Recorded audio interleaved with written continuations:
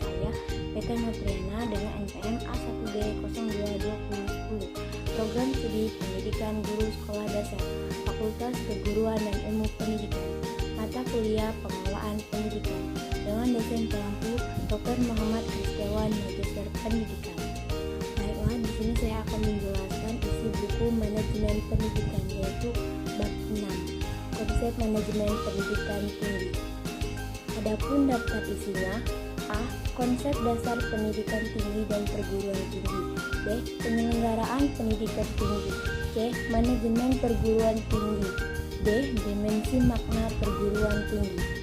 A. Konsep dasar pendidikan tinggi dan perguruan tinggi.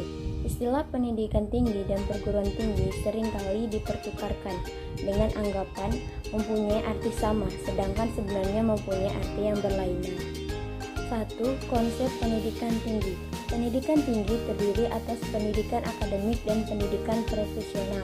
Pendidikan akademik merupakan pendidikan yang diarahkan terutama pada penguasaan ilmu pengetahuan.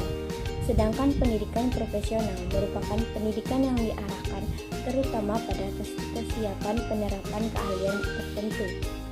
2.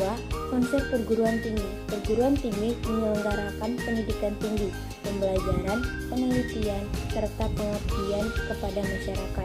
Perguruan tinggi berbentuk akademi, politeknik, sekolah tinggi, institut, dan universitas. B. Penyelenggaraan pendidikan tinggi. Pedoman pengelolaan pendidikan tinggi terdiri atas dua, yaitu yuridis atau hukum dan perundang-undangan yang terdiri atas Undang-Undang Nomor 20 Tahun 2003 tentang Sisdiknas, Undang-Undang Nomor 12 Tahun 2012 tentang Dikti, PP Nomor 4 Tahun 2014 serta Permendikti. 2. Teori-teori dan ilmu pengetahuan berupa buku dan karya ilmiah atau jurnal hasil penelitian. Peraturan Pemerintah Nomor 60 Tahun 1999 tentang Pendidikan Tinggi mengatur bahwa penyelenggaraan perguruan tinggi yang dilakukan oleh masyarakat haruslah berbentuk yayasan atau badan yang bersifat sosial. C. Manajemen perguruan tinggi. Sundarajit dan Wijoko Pranoto. Fungsi manajemen umum dalam manajemen perguruan tinggi. A. Perencanaan. Perencanaan program kerja, termasuk perencanaan anggaran, bukan merupakan hal baru bagi perguruan tinggi, baik perencanaan ilmu tahunan maupun perencanaan. 2. Pengorganisasian. Fungsi pengorganisasian termasuk fungsi pengisian staf yang sesuai untuk setiap tugas atau kedudukan. Pengisian staf atau karyawan perlu membedakan beberapa jenis karyawan yang bekerja di suatu universitas, yang masing-masing mempunyai tugas khas yang karakteristik sendiri-sendiri. 3. Penggerakan. Fungsi penggerakan meliputi memberikan motivasi, memimpin, menggerakkan, mengevaluasi kinerja individu, memberikan imbalan jasa, mengembangkan para manajer, dan lainnya. Fungsi penggerakan kadang-kadang digantikan dengan istilah lain, misalnya fungsi kepemimpinan. 4. Pengawasan. Pengawasan adalah pengamatan dan pengukuran apakah pelaksanaan dan hasil kerja sudah sesuai dengan perencanaan atau tidak. D. Dimensi makna perguruan tinggi. 1. Dimensi etis. Universitas dikenal sebagai pusat kreativitas dan pusat penyebaran ilmu pengetahuan. Tugas dan panggilan universitas adalah mengabdikan diri pada penelitian, pengajaran, dan pendidikan para mahasiswa yang dengan sukarela bergabung dengan para dosen dalam cita yang sama akan pengetahuan. 2. Dimensi keilmuan. Tujuan utama pendidikan adalah mengembangkan dan menyebarkan ilmu pengetahuan, teknologi, dan kebudayaan dengan proses belajar mengajar, penelitian, dan pengabdian kepada masyarakat.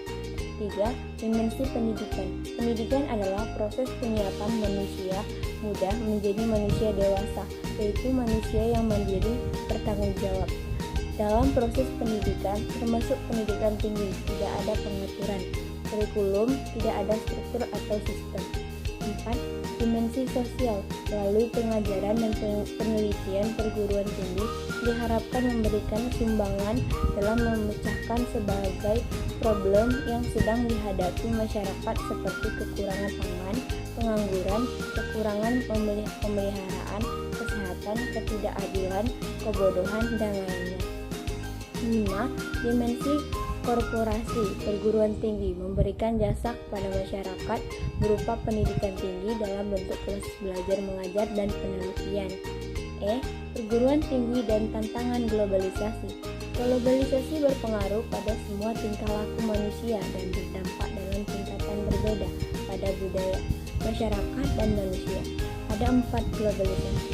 1. Perdagangan. 2. Pergerakan modal. 3. Pergerakan orang. 4. Penyebaran ilmu. Pengetahuan globalisasi bagi perguruan tinggi pun merupakan kekuatan yang mengubah perguruan tinggi dari suatu institusi yang memonopoli ilmu pengetahuan menjadi suatu lembaga dari antara sekian jenis organisasi yang menyediakan informasi dan dari suatu institusi yang selalu dibatasi oleh waktu dan geografi menjadi suatu lembaga tanpa batas. Dampak yang perlu diantisipasi dan tantangan yang perlu dihadapi perguruan tinggi. 1. Tantangan pada pengelolaan. 2. Tantangan pada proses belajar mengajar. 3. Tantangan pada pendidikan nilai.